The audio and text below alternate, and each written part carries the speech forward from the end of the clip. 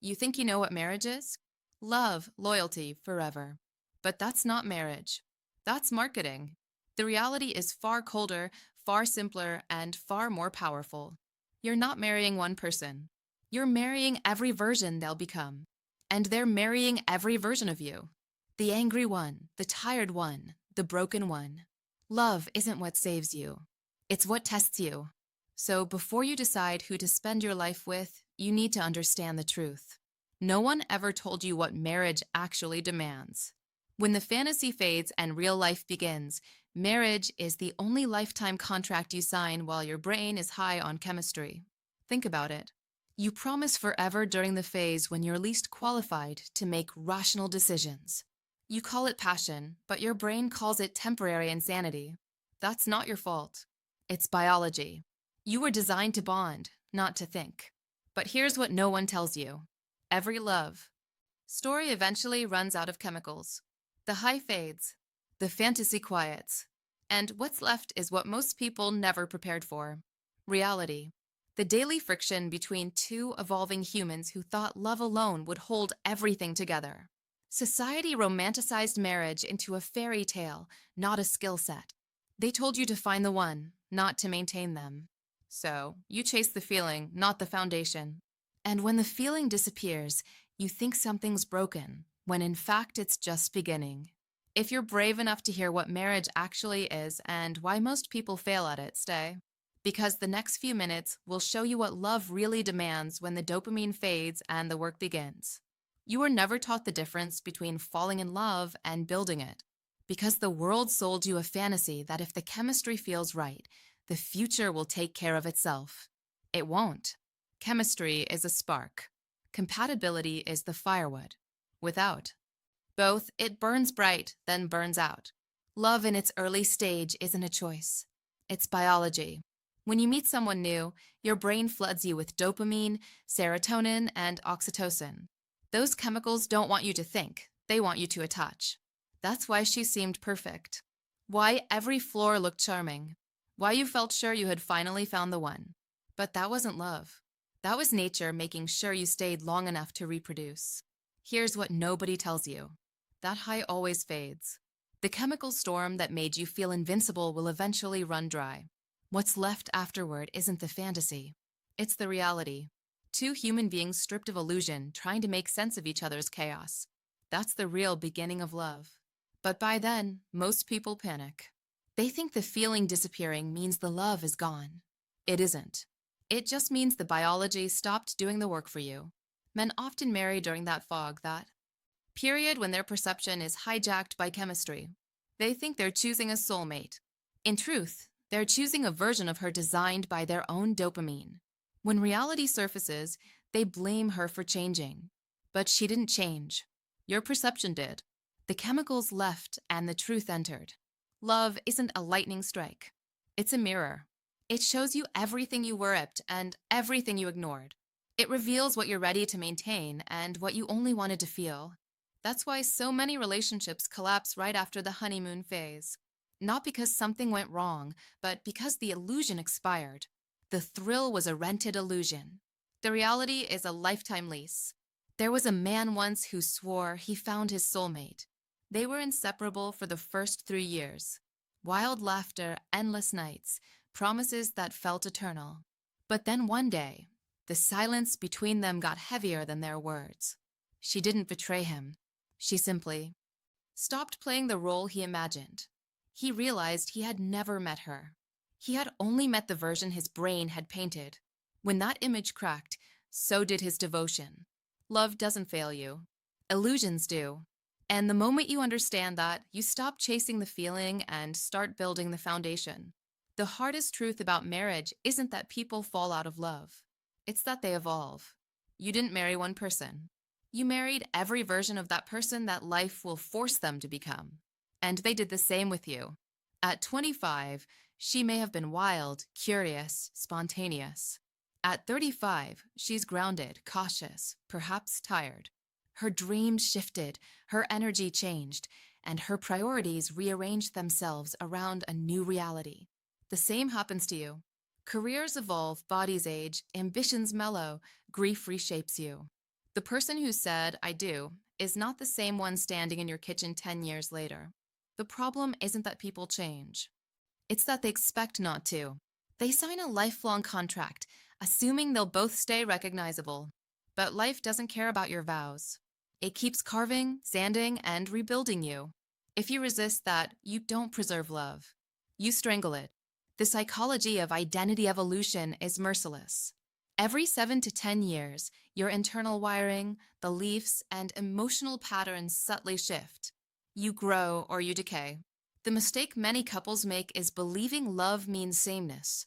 But love isn't a museum. It's a river. It changes shape depending on the season. And if you don't move with it, it leaves you behind. There's a man who once told me, "She isn't the woman I married." And I said, "You're right. She isn't. And you aren't the man she married either." He looked confused, as if change was betrayal. But it wasn't. The betrayal was his refusal to meet her new self. He fell in love with a version of her frozen in time. The 27-year-old who laughed differently, dressed differently, needed him differently. He was trying to love a ghost. This is the silent trap most marriages fall into. The evolution trap. The illusion that real love means never changing. When in truth, real love means never stopping the effort to rediscover. The couples who last are not the ones who stay identical, but the ones who stay curious. They ask, "Who are you now?" and keep falling in love with the answer. When love stops evolving, resentment begins. You start to see your partner as an inconvenience to your comfort instead of a companion in your growth. And slowly the marriage turns from a living bond into a memory of what it used to be. You cannot love yesterday's version of someone and expect today's version to stay. Because love, like life, demands movement. And when you stop moving, you stop connecting. Marriage isn't about staying the same. It's about learning to meet again. You're not in one marriage, you're in 3. And most people don't realize which one they've stopped maintaining. The first is friendship, the foundation of laughter, ease, and safety. This is where you remember why you liked each other before you loved each other. Friendship is the soft place you fall when life hits hard. It's built from shared jokes, mutual respect, inside stories, and the quiet comfort of being understood without speaking. When friendship fades, you don't become enemies. You become strangers who share a house. You live together, but you no longer see each other. The second is romance. The electricity, the spark, the desire that turns comfort into connection. Romance is not about grand gestures. It's about attention. It's about the look that says, "I still choose you." It's not about the bedroom. It's about the energy between two people who refuse to let routine dull their attraction. When romance dies, the relationship turns into polite companionship. Safe but lifeless. You become friends without the fire. The third is partnership. The practical structure that keeps your shared life functioning. The finances, the household, the children, the decisions no one wants to make, but both must face. Partnership is about teamwork, about pulling the same direction when life starts to pull you apart. When this part fails, resentment blooms. One partner carries more, the other withdraws. And the silent scoreboard of who does more replaces intimacy.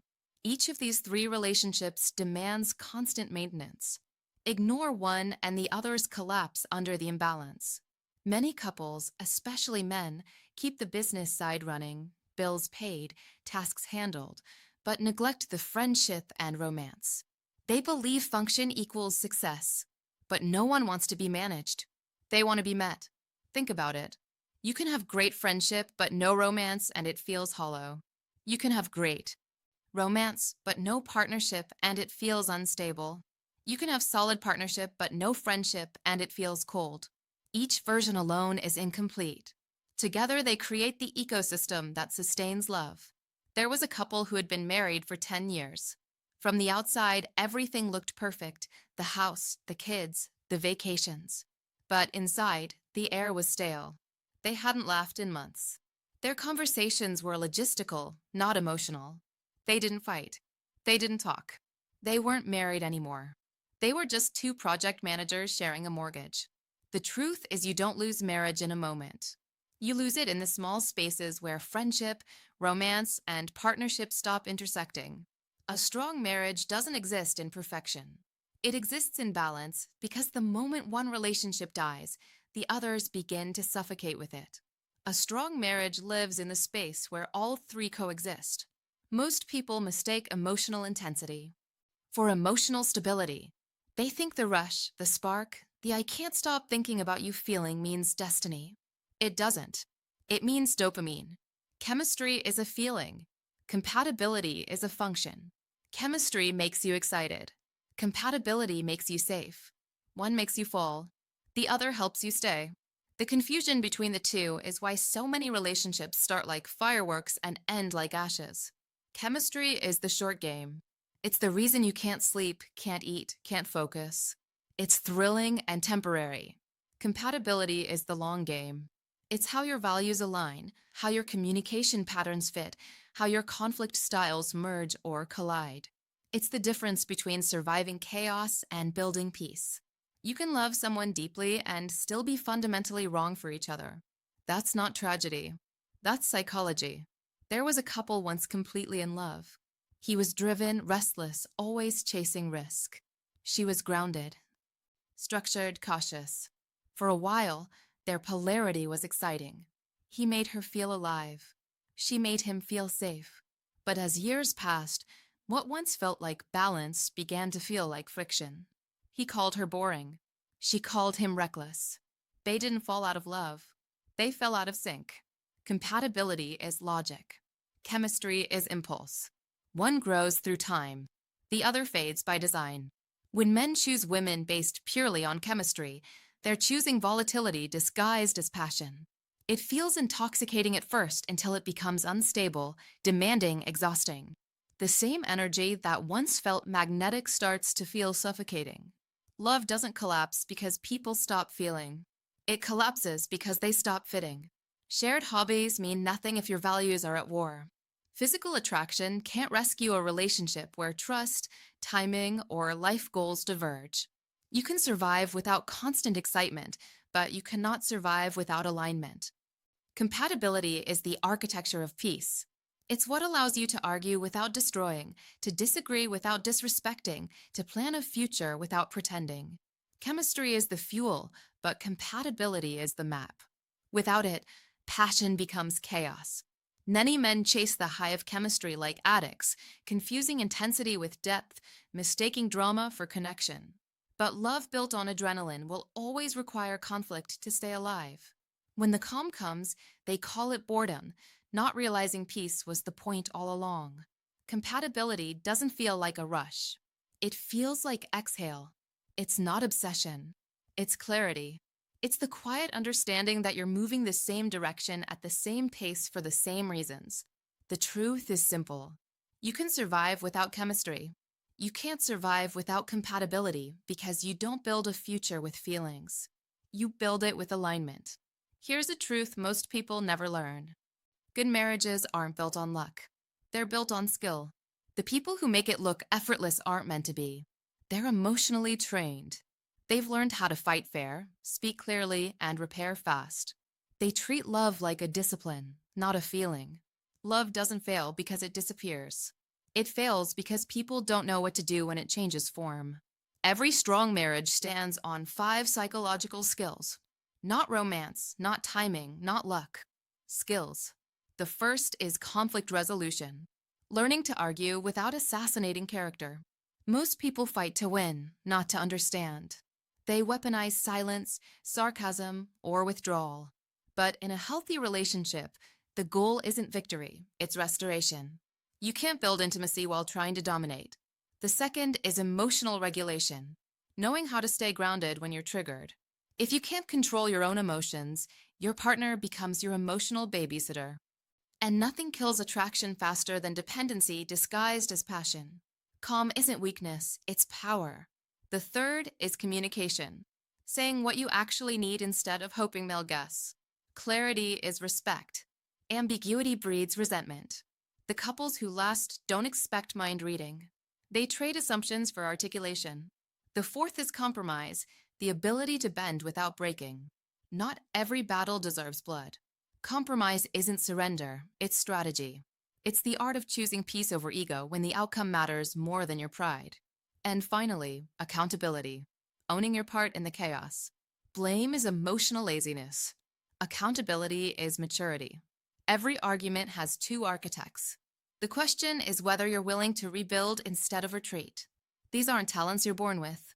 They're muscles you train. But most men were never taught emotional fitness. They were taught to work hard, not feel deeply. They can build companies, but can't handle confrontation without withdrawal. They can negotiate million-dollar deals, but crumble when their partner says, "We need to talk." There was a man who once told me he lost his first marriage because he didn't know how to talk. Not argue, just talk. His wife said she felt alone even when he was in the room. Years later, he learned how to listen, how to pause before reacting, how to validate without agreeing. That's when his second marriage stopped being a war zone. He didn't become more romantic. He became more emotionally literate. Marriage isn't sustained by constant love. It's sustained by consistent skill. You can't feel your way through what requires structure. Because love is emotion, but partnership is execution. Happy couples aren't lucky. They're trained. Marriage is not magic. It's emotional management. Most people think marriages end with a single explosion. An affair, a betrayal. A fight too big to recover from. But that's not how it happens. Marriages don't die in one dramatic moment. They die quietly in the small silences that build between two people who stop trying to reach each other. It's easy to blame the affair, the money, the distance. Those are symptoms, not causes. The real cause is erosion. Slow, invisible, silent. It starts with small things. The thank you forget to say. The hug you skip because you're tired. The conversation you avoid because it feels uncomfortable. One day turns into a week into a year, and suddenly you're living next to someone you used to know intimately, but no longer understand. Marriages fail when friendship fades into routine, when laughter gets replaced with logistics, when the person you used to share everything with becomes the person you now manage tasks with. It's not the absence of love that kills it. It's the absence of effort. When criticism becomes constant, when tone replaces. Tenderness, when contempt creeps in unnoticed, respect starts to rot. And once respect goes, love follows. The heart can survive disappointment. It can't survive disdain. There was a man who once told me his marriage ended the day his wife cheated. But when he looked closer, he realized it ended long before that. The affair wasn't the cause. It was the funeral. Years before, he had stopped noticing her. He stopped asking about her day, stopped listening, stopped reaching across the bed. She didn't leave because of another man. She left because he had already left emotionally. He just hadn't moved out yet. That's the truth most people can't face. Love doesn't vanish. It starves. And the starving begins when appreciation ends. When you stop saying thank you, I see you. I'm here. You can't expect a relationship to stay alive if you only feed it during anniversaries and apologies. It's not the big betrayals that destroy love. It's the 1,000 tiny ones every ignored text, every forgotten compliment, every time you let her fall asleep feeling unseen. People say he changed or she stopped caring, but often it's neither. It's exhaustion from carrying an emotional load alone. One partner keeps watering the garden while the other keeps walking past it. Eventually, they stop watering too. Not out of anger, but acceptance. Love dies not from fire, but from frost. It doesn't end in shouting. It ends in silence. And by the time most couples realize it, the connection is already gone. Not broken, just withered beyond repair. It's not the affair that kills the marriage. It's the silence before it. Marriage doesn't collapse overnight. It erodes one neglect at a time. Marriage doesn't fail because love disappears. It fails because people misunderstand what love actually is. You were taught to chase emotion, not endurance. You were raised to find love, not to sustain it. And that's why so many people keep repeating the same pattern. Fall fast, fade quietly, blame the other person, and never realize that love was never the problem. Misunderstanding was love isn't a feeling you protect. It's a responsibility you choose. It's not measured by how deeply you feel, but by how consistently you show up every day in the small, invisible choices that either build connection or slowly tear it apart. That's what no one told you. You don't fall into lasting love. You build it brick by brick, boundary by boundary, skill by skill. Marriage was never meant to be perfect. It was meant to be practiced, to test who you are under pressure, to mirror your growth, and to force you to evolve or collapse. The couples who make it aren't lucky. They're intentional. They stopped asking, "Am I still in love?" and started asking, "Am I still showing up as the person I promised to be?" So, if this woke something in you, if it made you see your own patterns, your own silence, your own blind spots, don't. Scroll away. Stay. Subscribe. Because what's coming next isn't about chasing another high. It's about mastering the kind of emotional power that keeps love alive long after the spark dies. Marriage isn't about finding the right person. It's about being the right partner every single day. The truth about marriage isn't romantic, but it's the only one that works.